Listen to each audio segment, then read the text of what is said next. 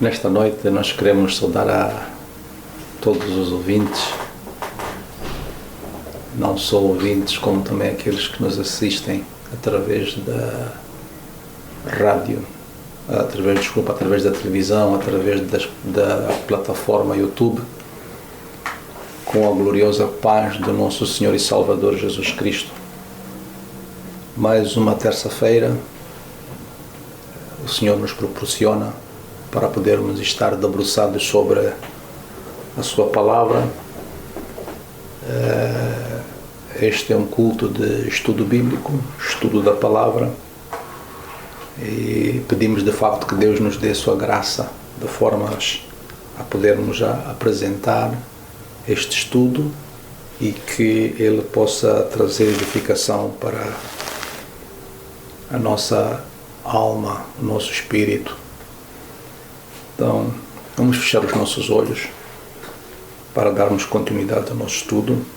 Antes vamos orar, pedindo para que a graça do Senhor esteja sobre nós e nos capacite a ministrarmos com essa graça.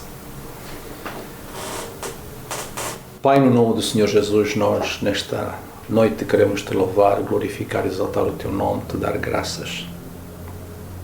Agradecemos a salvação que foi providenciada para nós na cruz do Calvário, através daquela morte sacrificial do nosso Senhor e Salvador Jesus Cristo.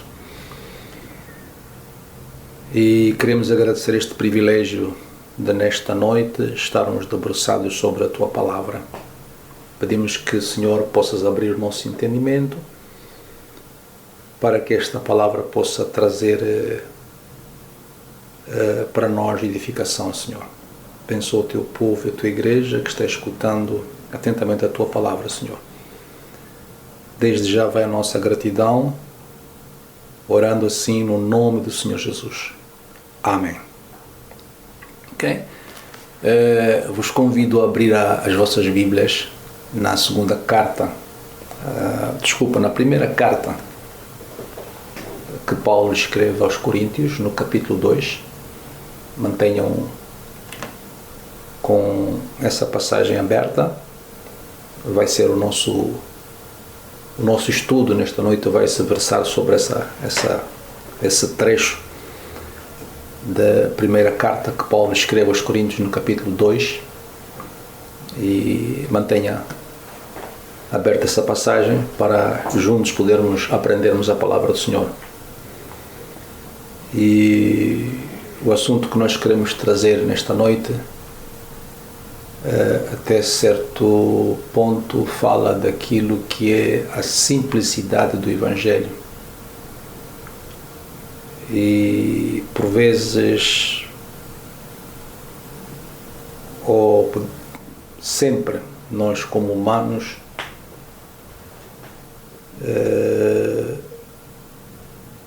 torna-se muito difícil entendermos este Evangelho, apesar de ser simples, mas há coisas que no Evangelho que são de difíceis entendimento quando nós não estamos capacitados de uma condição espiritual que é, digamos, uma condição sine qua non, ou sem a qual nós podemos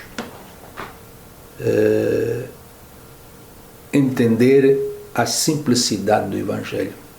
E por causa disso, por causa dessa dificuldade que nós temos como humanos, devido às imperfeições que nós temos, não somos perfeitos, por vezes acabamos por ferir a integridade do Evangelho. É o que Paulo trata neste trecho que nós estamos estudando nesta noite. Eu gostaria de trazer aqui alguma coisa, uma introdução, digamos, integridade do Evangelho. O que é integridade? Integridade vem do latim integritate. Portanto, integritate significa qualidade de alguém ou algo a ser íntegro, de conduta reta, o que é íntegro, o que é justo e perfeito. Particularidade ou condição do que está inteiro, condição do que não sofreu alteração, que não foi quebrado nem atingido, que está ileso. É o que o Evangelho é. O Evangelho, ele é íntegro. Não há absolutamente dúvida de que ele é verdadeiro, de que ele vem de Deus, de que ele provoca na vida das pessoas que o adotam como seu estilo de vida benefícios, não propriamente benefícios para nosso prazer próprio, mas benefícios que até certo ponto nós somos os que aproveitamos disso, mas o propósito não é para nós, o propósito é para a glória de Deus. E temos que ter muito cuidado quando nós queremos disseminar essa mensagem, esse Evangelho, porque temos que ter cuidado para que ele, ao disseminarmos o Evangelho, tenhamos em conta que o Evangelho ele não é híbrido, okay? Misturado com sabedoria humana. O Evangelho é mais alguma coisa. A tendência de querer o Evangelho e mais alguma coisa, a tendência de rejeitar a simplicidade e a pureza do Evangelho está florescendo um cristianismo de mercado. A verdade já não é mais referência, mas aquilo que funciona. Como se o Evangelho fosse um produto que se coloca na prateleira e oferece ao freguês o que ele deseja. Nós vamos tratar aqui, extraído aqui do trecho que Paulo escreve na sua primeira carta aos Coríntios, capítulo 2, 3 colunas que sustentam a mensagem do Evangelho. E vamos começar por ler o versículo 1 até o versículo 5.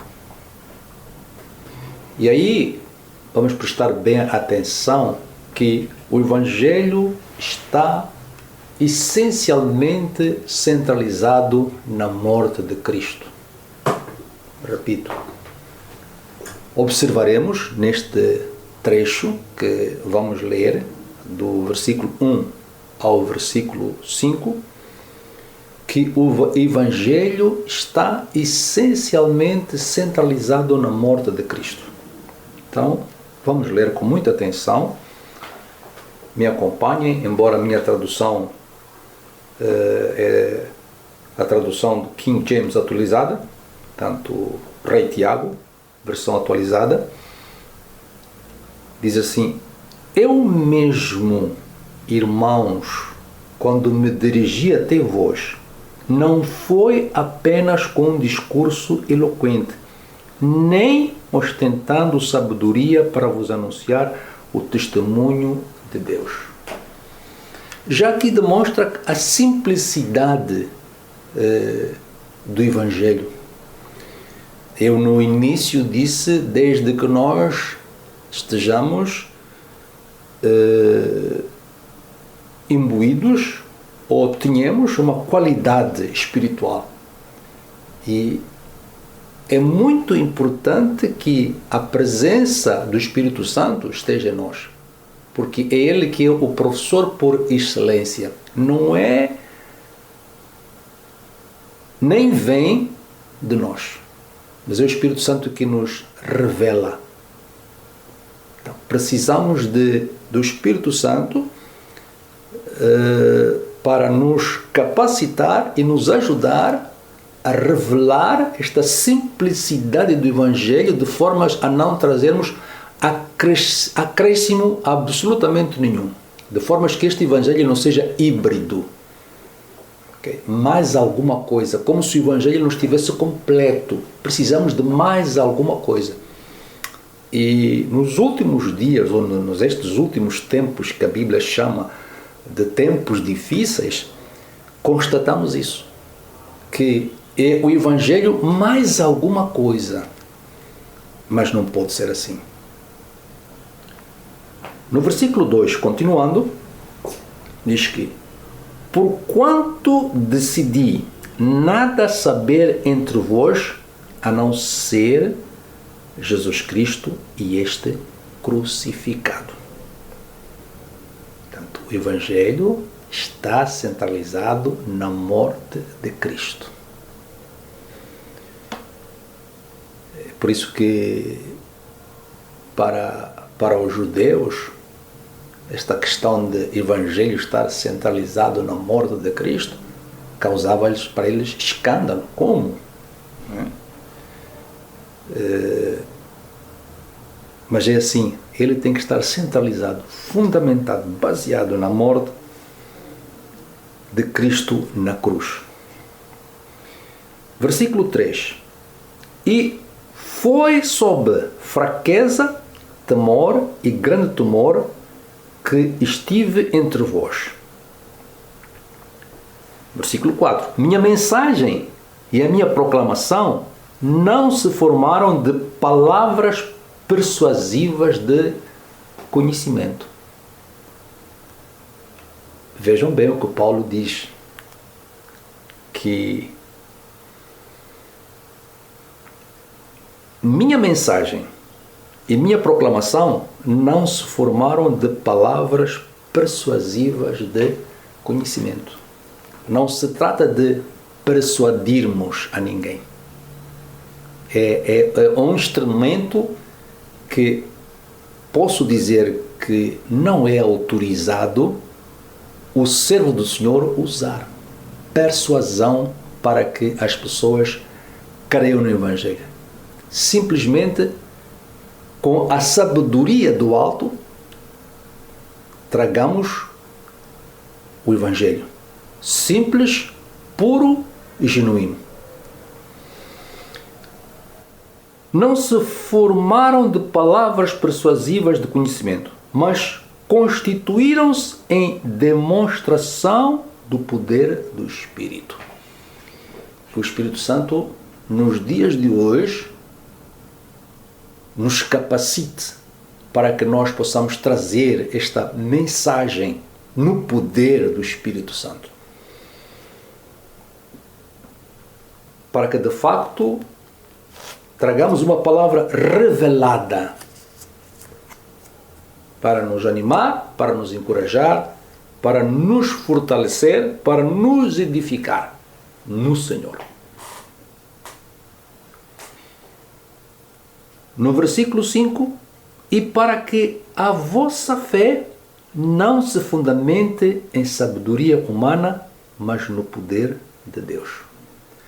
Esta pregação, esta apresentação do Evangelho, da simplicidade do Evangelho, embora para nós homens, sem a graça, sem a capacitação do Espírito Santo, torna-se difícil de tal forma que podemos distorcer esta mensagem amorosa, poderosa, maravilhosa, que da parte de Deus gratuitamente nos é entregue. E nós gratuitamente teremos que fazer passar no poder do Espírito Santo, para que possa impactar, para que possa tocar corações, para que possa trazer transformação na nossa vida.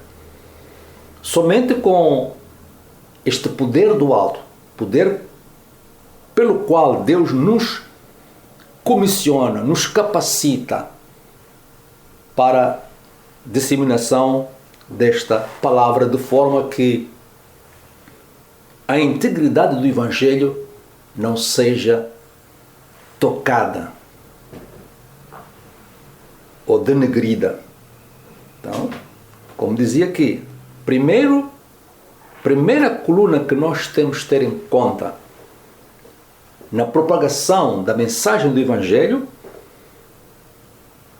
é estar centralizado na morte de Cristo e este crucificado. Portanto, na morte de Cristo na cruz. A morte de Cristo não é uma doutrina periférica do cristianismo, mas a sua própria essência. Veja que Paulo disse lá no versículo 2: porque decidi nada saber entre vós, senão a Jesus Cristo e este crucificado. A cruz, ela é o núcleo, ela é o centro, é o eixo, é a essência do cristianismo, a cruz. Sem cruz, não há cristianismo. A morte de Cristo na cruz é o ponto central e culminante do Evangelho. Não há outro Evangelho a ser pregado a não ser Jesus Cristo e este crucificado. Repito, não há outro Evangelho a ser pregado a não ser Jesus Cristo e este crucificado.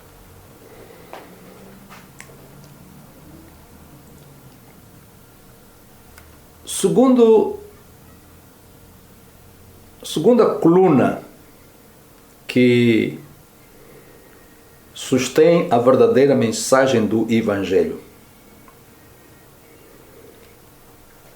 E vamos verificar isso, essa segunda coluna que sustém a verdadeira mensagem do Evangelho, a partir dos versos 6 a 9, do mesmo capítulo 2, portanto, da primeira carta aos Coríntios, capítulo 2, a partir do verso 6 a 9.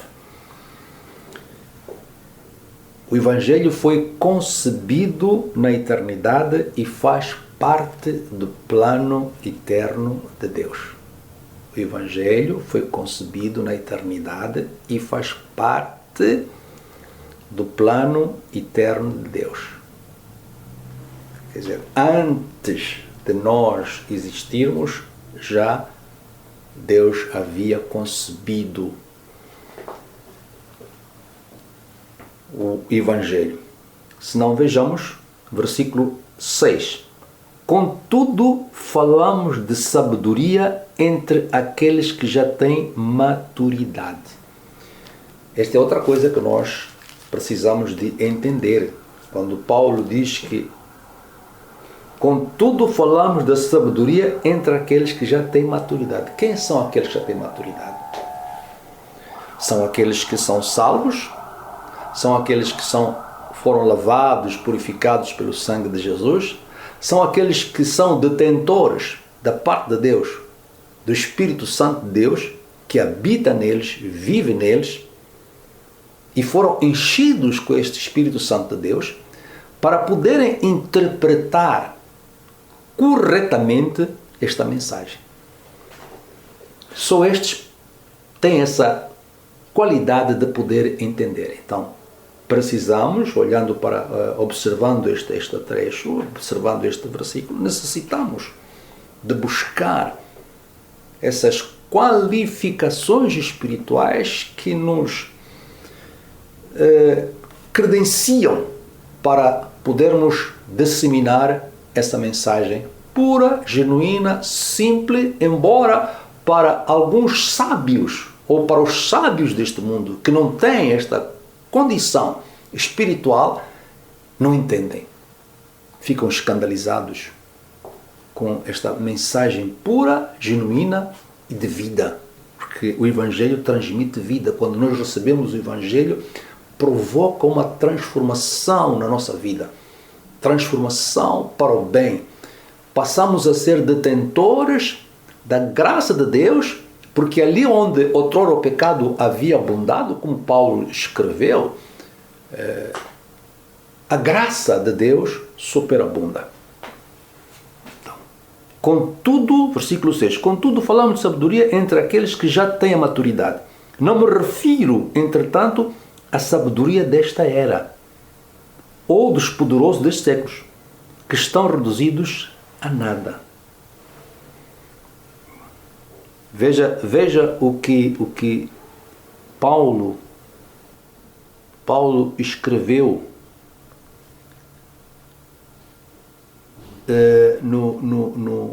nesta mesma carta, no capítulo anterior, verso 26, portanto, capítulo 1, verso 26. Paulo diz assim,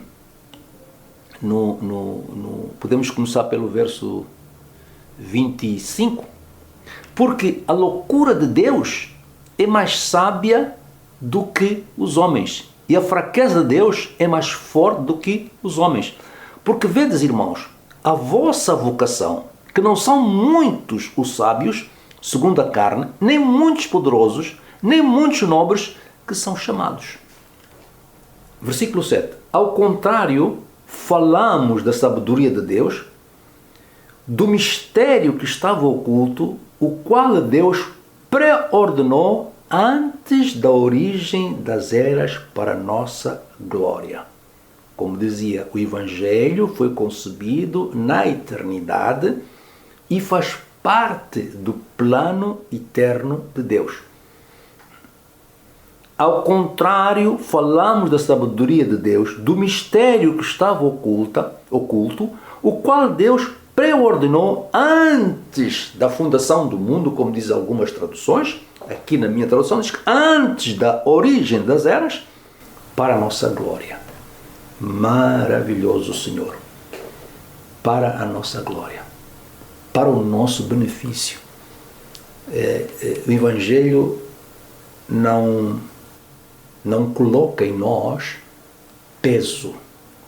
Existem, de facto, responsabilidades que, pela graça, temos o prazer de observar cuidadosamente, porque são palavras que trazem para nós vida, e vida com abundância. O Evangelho provoca isso. E é difícil de quem não tem esta graça poder entender estes benefícios que este Evangelho tão simples, mas profundo, provoca na nossa vida quando nós assumimos para nós este Evangelho de Deus. No versículo 8, nenhum dos governantes desta era compreendeu essa sabedoria, pois se a tivessem entendido, não teriam crucificado o Senhor da Glória. Continuando no versículo 9. No entanto, como está escrito, olho algum jamais viu, ouvido algum nunca ouviu, e mente nenhuma imaginou o que Deus predispôs para aqueles que o amam. Nós que amamos, usufruímos destas coisas maravilhosas. Olho algum jamais viu, ouvido algum jamais ouviu. Tudo isto tem a ver com este Evangelho. Os benefícios que ele traz para nós, mente nenhuma imaginou o que Deus predispôs para aqueles que o amam. É por isso que não há nada neste mundo que nos deixa sem direção, sem orientação. Porque o Evangelho provoca esta tranquilidade em nós. Provoca este domínio espiritual de toda a situação, por mais adversa que seja a nossa volta. O Evangelho traz isso a nós. Traz essa tranquilidade e descanso. Aqui nós estamos de passagem. E sabemos que quem nos conduz, quem nos guia é o Senhor. Isto é o que o Evangelho provoca. A simplicidade do Evangelho. Então, vamos observar o que Pedro diz na primeira carta de Pedro, capítulo 1, verso 20. Acerca de que este Evangelho foi concebido na eternidade. 1 de Pedro, capítulo 1, verso 20. Vamos para lá, depois retornaremos outra vez a este trecho do capítulo 2 da primeira carta aos Coríntios.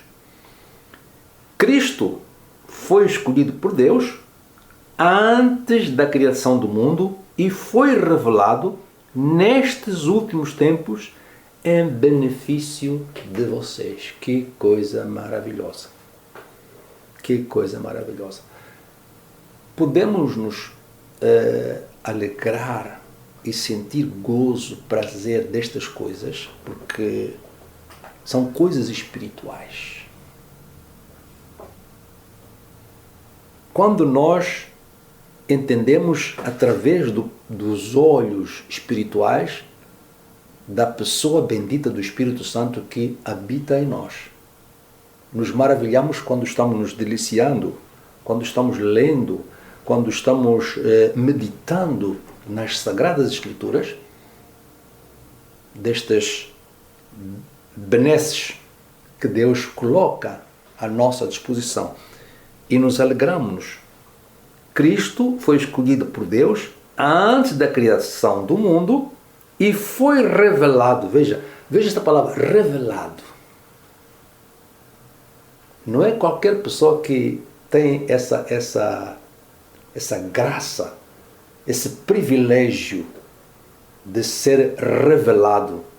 Quem tem essa condição, essa capacidade, essa qualidade de revelar estas coisas é o Espírito Santo de Deus que habita naquele que, por livre, espontânea vontade e num passo de fé, decidiu aceitar a pessoa bendita de Jesus Cristo como seu Senhor e Salvador, e este passo, esta condição o habilita que lhe seja revelado estes mistérios que estão contidos neste Evangelho.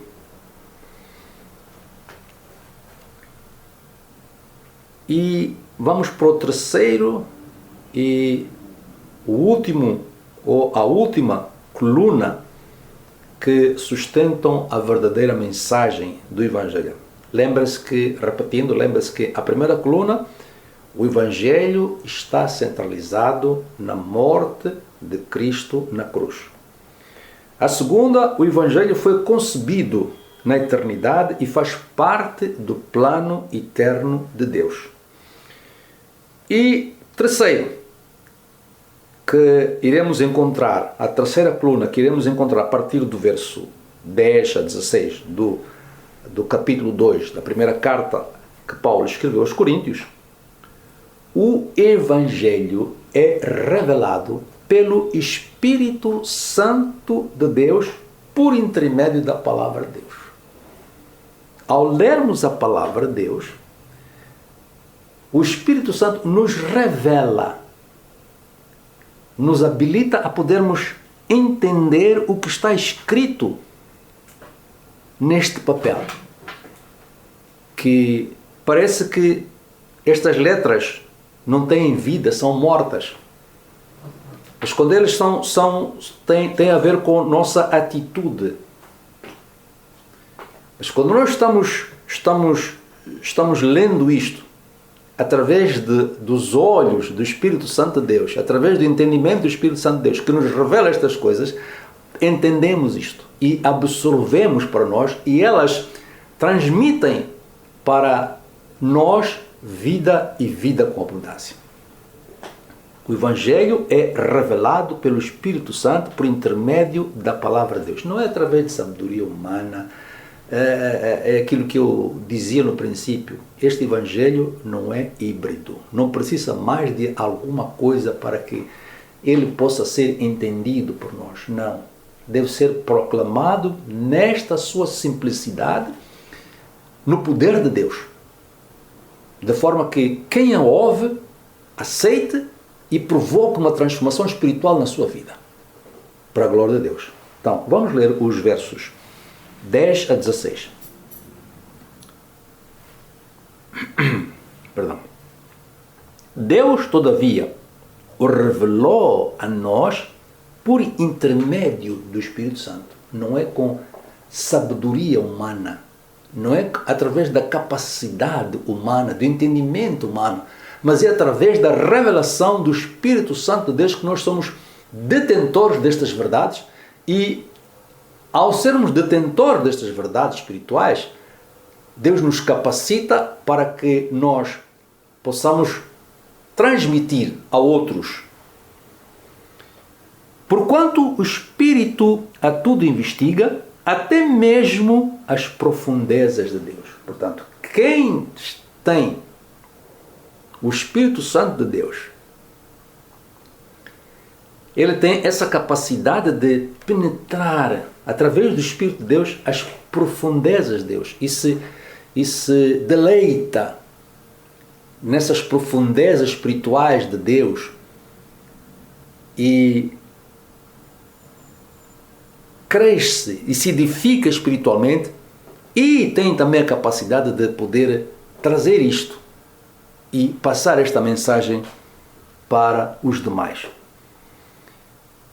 Versículo 11. Pois quem conhece os pensamentos do ser humano a não ser o espírito do homem, que nele reside? Assim, igualmente, ninguém conhece os pensamentos de Deus a não ser o Espírito de Deus. Nós, entretanto, não recebemos o Espírito do mundo, mas sim o Espírito que vem de Deus. Recebemos o Espírito que vem de Deus. Para quê? A fim de que possamos compreender o que por Deus nos foi otorgado gratuitamente. Este Evangelho. De graça recebemos, de graça devemos dar, não colocando nele acréscimo absolutamente nenhum, okay? Mas transmitindo na sua simplicidade, no poder de Deus, isto vai transformar vida, vai impactar vidas, porque estas palavras são regadas com o poder do Espírito Santo que habita em nós. Versículo 13. Sobre isso também pregamos, não com palavras ensinadas pelo saber humano, mas sim com palavras ministradas pelo Espírito, interpretando verdades espirituais para os que são espirituais. Versículo 14. As pessoas que não têm o Espírito não aceitam as verdades que vêm do Espírito de Deus, pois lhe parecem absurdas. Precisamos, para entender estas verdades, para nos deliciarmos destas verdades, para termos prazer destas verdades e observá-las cuidadosamente, independentemente de circunstâncias adversas para as quais nós estamos inseridos, precisamos que sejamos detentores da presença do Espírito Santo em nós. Habita em nós, vive em nós, encha-nos. Portanto, versículo 14. As pessoas que não têm o Espírito não aceitam as verdades que vêm do Espírito, pois lhe parecem absurdas e não são capazes de compreendê-las porque elas são discernidas espiritualmente. Elas se discernem espiritualmente. O Espírito Santo nos dá essa capacidade de poder discernir este Evangelho. Contudo, aquele que é espiritual pode discernir todas as coisas. Veja só. Quem é espiritual tem essa capacidade de discernir todas as coisas. Não tem nada a ver com alguém que adivinha, não. Tem a capacidade de entender estas coisas e poder através delas, guiar, instruir, ensinar, habilitar, capacitar. para a glória de Deus. Contudo, aquele que é espiritual pode discernir todas as coisas, e ele mesmo por ninguém é compreendido por quanto. Versículo 16. Quem jamais conheceu a mente do Senhor para que possa instruí-lo? Todavia nós temos a mente de Cristo. Glória a Deus. Nós temos a mente de Cristo para podermos interpretar, podermos compreender, podermos entender este Evangelho de forma que ele seja útil para nós e para todos aqueles quantos nos ouvem. E constatamos nestes versículos o seguinte. Primeiro, o Espírito Santo habita nos salvos. Okay? Quando nós estivemos a ler este trecho de versículo 10 a 16, o Evangelho é revelado pelo Espírito Santo por intermédio da palavra de Deus. Constatamos no versículo 12 que diz que nós, entretanto, não recebemos o Espírito do mundo, mas sim o Espírito que vem de Deus. Nós não recebemos, quer dizer, que o Espírito Santo habita, vive em nós. Okay? Habita e vive nos salvos. Maravilhoso isto.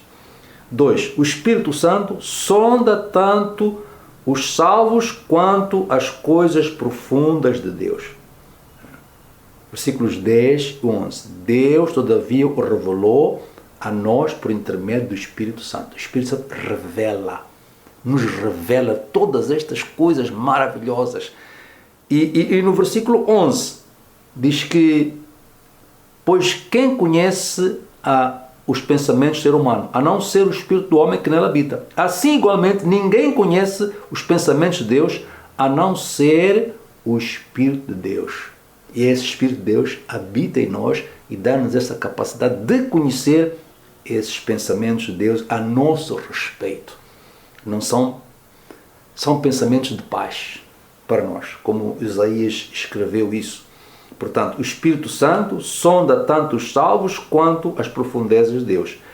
E o Espírito Santo é quem ensina os salvos. Diz que no versículo 12, 13, nós podemos ler assim: o Espírito que vem de Deus, para que conheçamos o que por Deus nos foi dado gratuitamente. Disto também falamos, não em palavras ensinadas pela sabedoria humana, mas ensinadas pelo Espírito Santo. O Espírito Santo é o professor por excelência, nos ensina, de forma que este Evangelho seja disseminado da sua forma simples e pessoas possam render aos pés de Cristo, aceitando como seu Senhor e Salvador. E, finalmente, o Espírito Santo leva os salvos à maturidade espiritual. As pessoas que não têm o Espírito não aceitam as verdades que vêm do Espírito de Deus. É preciso ter o Espírito de Deus para aceitar esta verdade. Sem o Espírito de Deus é difícil aceitar. É difícil absorver esta verdade e fazer parte do nosso dia, do nosso viver. O Espírito é que nos habilita e nos capacita para tal. Leva-nos à maturidade espiritual. As pessoas que não têm o Espírito não aceitam as verdades que vêm do Espírito de Deus, pois lhes parecem absurdas e não são capazes de compreendê-las, porque elas são discernidas espiritualmente. E, finalmente, a palavra de Deus, no versículo 16, diz: quem jamais conheceu a mente do Senhor para que possa instruí-lo? Todavia, nós temos a mente de Cristo. Que Deus, rica e poderosamente, nos possa abençoar. Feche os seus olhos e vamos agradecer este momento que estivemos a estudar a palavra de Deus. Pai, na Tua presença, nesta hora, nós Te louvamos, glorificamos, exaltamos o Teu nome. Te damos graças por esta oportunidade de estarmos debruçados sobre a Tua palavra e podermos aprender acerca da Tua palavra, do Teu Evangelho, acerca da simplicidade desta mensagem que Tu preparastes para o mundo com muito amor da Tua parte, Senhor, porque Tu amaste o mundo de tal maneira que deste do melhor, o Teu Filho amado, para nós, e ajuda para cada um de nós, que somos detentores desta verdade. com muita graça, com muita sabedoria, com muita simplicidade. E no poder do Teu Espírito possamos, Senhor, disseminar a Tua mensagem. E ajuda-nos, Senhor, a não deturpá-la, Senhor, de maneira alguma, Senhor. A não acrescentá-la ou misturá-la com sabedoria humana, mas antes, na sua simplicidade, mas no seu poder, possa impactar vidas ainda hoje, Pai. Da nossa parte, vai a nossa gratidão. Abençoa o Teu povo e abençoa a Tua igreja, Pai. Lembrando aqueles também que estão numa situação de enfermidade, os que foram atingidos por esta pandemia, Senhor, toca, restaura, cura os seus corpos. Se há algum assunto, Senhor, que o Teu povo, a Tua igreja está passando neste momento, Pai, Tu sabes e conheces, Pai. Nós queremos estender esta oração, Senhor, para que Tu possas trazer solução, quer seja a nível social, nível espiritual, nível conjugal, nível familiar, nível profissional, Pai, nível físico, Pai. Toca com o Teu poder, Pai. E que a Tua graça possa penetrar, restaurando para a glória do Teu nome, Pai. Receba da nossa parte a nossa gratidão. Oramos assim no nome do Senhor Jesus. Que a graça do nosso Senhor Jesus Cristo, o amor de Deus Pai e a comunhão do Seu Espírito Santo seja com todos nós. Amém. Deus abençoe a todos.